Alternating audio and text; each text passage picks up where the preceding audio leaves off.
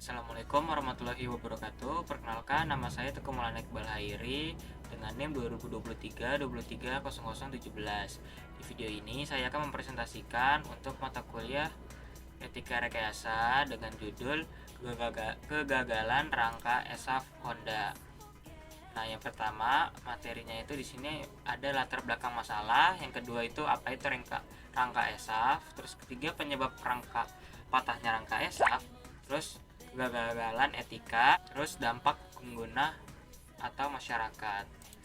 Terus selanjutnya ada identifikasi risiko, terus sistem risiko secara kuantitatif, lalu yang kedelapan analisis risiko, yang terakhir itu menghitung tingkat risikonya. Lanjut ke bagian pertama yaitu latar belakang.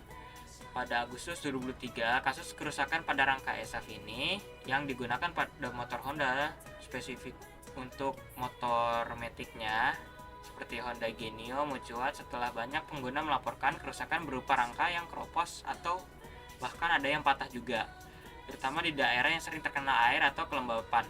Masalah ini meluas di berbagai media sosial karena berkaitan langsung dengan keselamatan pengguna. Meskipun Honda menggunakan material baja yang punya kekuatan tinggi dan metode pelapisan CED untuk meningkatkan performa rangka, ketahanan terhadap korosi menjadi kelemahan utamanya. Kejadian ini mendorong Kemenhub dan KNKT melakukan investigasi guna mengevaluasi potensi pelanggaran proses produksi. Nah, kasus ini tuh menyoroti pentingnya etika rekayasa untuk menjaga kualitas dan keselamatan produk yang akan digunakan masyarakat luas. Lalu selanjutnya itu apa sih itu rangka ESAF? Rangka ESAF atau Enhanced Smart Architecture Frame adalah inovasi Honda untuk membuat motor lebih ringan dan stabil, serta lebih hemat bahan bakar. Rangka ini dibuat dengan material baja berkekuatan tinggi yang dilapisi dengan metode CED atau Cathodic Electrode Deposition untuk mencegah korosi. Meski memiliki keunggulan dari segi bobot dan kinerja, pelapisan ini dinilai masih kurang optimal sehingga membuat rangka rentan keropos di area yang sering terpapar air atau kelembapan yang dapat berdampak pada keselamatan pengguna. Selanjutnya, ada penyebab patahnya rangka ESAF. Nah, yang pertama itu korosi akibat kelembapan. Nah, pelapisan CED pada rangka ESAF ini sebenarnya itu bertujuan untuk mencegah karat, ternyata itu masih kurang efektif di lingkungan yang lebih lembab, menyebabkan korosi yang melemahkan struktur rangkanya. Terus yang kedua, desain yang tidak optimal. Rangka ESAF harusnya didesain lebih ringan untuk meningkatkan efisiensi. Namun, hal ini membuatnya lebih rentan terhadap stres mekanis, terutama pada jalanan yang buruk, sehingga mempercepat kerusakannya. Terus yang ketiga itu kurangnya pengujian kelayakan di lingkungan yang ekstrim. Nah, pengujian ketahanan rangka ESAF ini mungkin tidak memadai dalam kondisi yang lebih ekstrim. Akibatnya, pelapisan yang seharusnya melindungi dari karat tidak efektif di lingkungan yang sangat lembab atau sering terpapar oleh air. Nah, di sini masuk kegagalan etikanya. Yang pertama itu kegagalan dalam pengawasan kualitasnya. Rangka ESAF ini mengalami masalah korosi karena kurangnya pengawasan kualitas pada material dan pelapisan.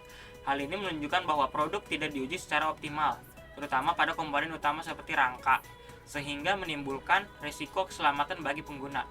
Nah, yang kedua itu kelalaian dalam pengujian lingkungan ekstrim. Pengujian ketahanan rangka ESAF ini tampaknya kurang mempertimbangkan kondisi yang lebih ekstrim gitu. Terus terutama kelembapan tinggi. Etika rekayasa mengharuskan produsen memastikan keamanan produk dalam berbagai kondisi, dan kelalaian ini melanggar standar etis industri. Nah, selanjutnya itu dampak terhadap pengguna atau masyarakat itu sendiri. Yang pertama itu ancaman keselamatan. Kecelakaan ini disebabkan oleh keropos dan patahnya rangka dapat sangat berbahaya, terutama terjadi pada saat motor yang sedang digunakan. Ini menimbulkan ancaman bagi keselamatan pengendara dan pengguna jalan lainnya. Lalu yang kedua, kehilangan kepercayaan konsumen. Kegagalan ini merusak reputasi Honda, membuat pelanggan merasa dirugikan oleh kualitas produk yang tidak sesuai standar. Ketika masyarakat mempertanyakan komitmen perusahaan terhadap keselamatan, kepercayaan masyarakat terhadap merek juga menurun. Terus yang ketiga itu kerugian finansial. Pengguna yang terdampak harus menanggung biaya perbaikan atau penggantian motor yang rusak. Selain itu, Honda mungkin harus membayar biaya tambahan untuk perbaikan produk tersebut dan kemungkinan mengeluarkan dari pasar. Lalu masuk ke identifikasi risiko. Nah, yang pertama itu korosi akibat kelembapan. Rangka ESAF ini menggunakan metode pelapisan CED atau cathodic electrode deposito yang seharusnya dilindungi dari karat.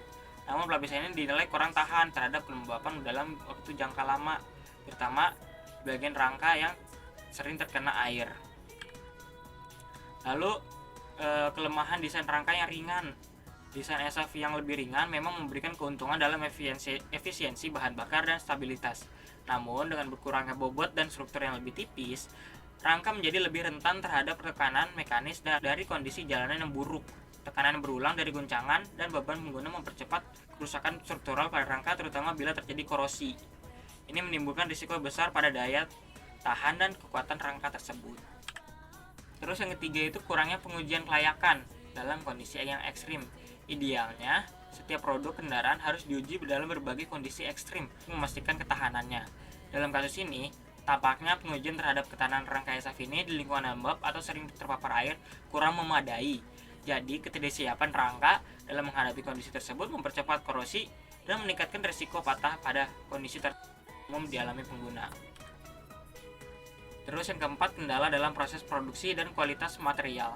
Material yang digunakan ESAF itu yaitu baja berkuatan tinggi, berpotensi menghadapi kendala dalam proses produksi dan pengendalian kualitas. Jika terdapat ketidaksesuaian dalam kualitas material atau pelapisan selama proses produksi, maka risiko korosi dan kerusakan rangka semakin meningkat. Proses produksi yang kurang ketat dalam pengawasan kualitas bisa jadi memungkinkan material berkualitas rendah atau proses pelapisan yang tidak sempurna masuk ke produk akhir, sehingga meningkatkan risiko kerusakan rangka. Terus ini ada tabel sistem risiko secara kuantitatif. Di sini ada tabel yang sebelah kiri ada risiko, bagian risiko, probability, frekuensi, severity, dan risk score dan kategorinya. Yang pertama itu korosi akibat kelembapan, probabilitasnya A2, frekuensinya B2, severity-nya C5, risk score-nya 108. Itu kategorinya termasuk risiko utama dan perlu perbaikan. Nah, yang kedua itu kelemahan desain rangka yang ringan, probabilitasnya A3, frekuensinya B3, dan severity-nya C4, risk score-nya adalah 63. Nah, risiko kategorinya itu risiko dapat terjadi, perlu perhatian yang lebih. Terus yang ketiga itu kurangnya pengujian kelayakan dalam kondisi yang ekstrim. Probabilitasnya itu A4, frekuensinya B5, severity-nya C4, dan risk score-nya 7. Nah, ini masuk ke kategori resiko kecil, masih bisa diterima apa adanya. Lalu, untuk yang keempat, kualitas material dan proses produksi. Probability-nya itu sebesar A3, frekuensinya P4, severity-nya C5, dan risk score-nya 18. Ini masuk kategori resiko yang kecil dan masih bisa diterima apa adanya. Lalu masuk ke analisis risikonya. Di sini ada 3, yaitu ada faktor risiko, probability, dan impact. Nah, yang pertama itu korosi kelembapan, itu probabilitasnya 5, sangat tinggi karena banyak pengguna melaporkan masalah korosi dalam waktu singkat. Impact-nya itu juga sangat tinggi, nilainya 5, dapat menyebabkan patahnya rangka dan mengancam keselamatan pengguna. Nah, faktor risiko yang kedua itu ada kelemahan desain rangka yang ringan. Itu probability-nya itu 4, itu tinggi. Desain ringan dapat mempengaruhi daya tahan dalam kondisi jalan buruk. Terus impact-nya itu juga 4, tinggi juga. Dia dapat menyebabkan kerusakan struktural yang serius. Terus faktor risiko yang ketiga itu kurangnya pengujian kelayakan dalam kondisi yang ekstrim. Nah, itu probability-nya itu 3, nilai itu sedang. Itu tidak semua produk diuji dalam lingkungan ekstrim. Impact-nya pun juga sama, sedang. Risiko korosi bertambah dalam kondisi tertentu tapi tidak selalu menyebabkan patah. Terus faktor risiko yang terakhir yaitu kualitas material dan proses produksi, itu probability-nya juga sedang. Pada skala produksi besar, variasi kualitas bisa terjadi. Nah, untuk impact-nya ini dia cukup tinggi karena material atau pelapisan yang kurang baik dapat mempercepat kerusakannya. Lalu masuk ke menghitung tingkat risikonya. Nah, risiko yang pertama akibat korosi akibat kelembapan, itu probability-nya itu sangat tinggi. Banyak pengguna melaporkan masalah korosi dalam waktu yang singkat. Nah, impact-nya juga sangat tinggi, dapat menyebabkan patahnya rangka dan mengancam keselamatan. Jadi tingkat risikonya itu, menghitung tingkat risikonya dengan cara ini, menghitung probability dikalikan dengan impact-nya, nilai impact-nya. Jadi hasilnya itu adalah 25, dia masuk ke kategori yang sangat tinggi.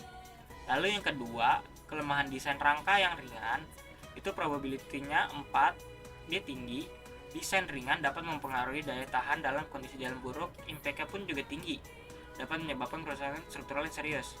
Jadi tingkat risikonya adalah 16, dia masuk ke kategori yang tinggi. Nah, kurangnya pengujian yang ketiga itu kurangnya pengujian kelayakan dalam kondisi ekstrim. Itu probability-nya sedang, tidak semua produk diuji dalam lingkungan yang ekstrim. Terus impact-nya, risiko korosi bertambah dalam kondisi tertentu tetapi tidak selalu menyebabkan patah. Nah, nilai tingkat risikonya itu sebesar 9. Itu masuk ke dalam kategori sedang. Terus yang terakhir, kualitas material dan proses produksi, probability-nya itu dia nilainya 3, sedang. Pada skala produksi yang besar, variasi kualitas bisa terjadi, namun impact-nya itu tinggi, sebesar 4. Material atau pelapisan yang kurang baik dapat mempercepat kerusakan, jadi tingkat risikonya adalah 12, dia masuk ke kategori sedang. Dan terakhir, tindakan mitigasinya yaitu yang pertama, korosi akibat kelembapan, itu harus memperbaiki pelapisan anti korosinya, terus pemeriksaan pemeliharaan rutin. Nah, yang kedua itu kelemahan desain rangka yang ringan. Nah, caranya itu penguatan struktur di area yang vital, lalu desain ulang dengan uji ketahanan tambahan. Nah, yang ketiga itu kurangnya pengujian kelayakan dalam kondisi yang ekstrim. Nah, itu dengan cara pengujian ekstensif dalam kondisi ekstrim, simulasi dan analisis kegagalannya. Terus yang terakhir, kualitas material dan proses produksi. Nah, itu dengan cara kontrol kualitas yang lebih ketat, terus audit dan inspeksi produksi secara berkala. Jadi sekian dari video saya, kurang lebihnya mohon maaf. Wassalamualaikum warahmatullahi wabarakatuh.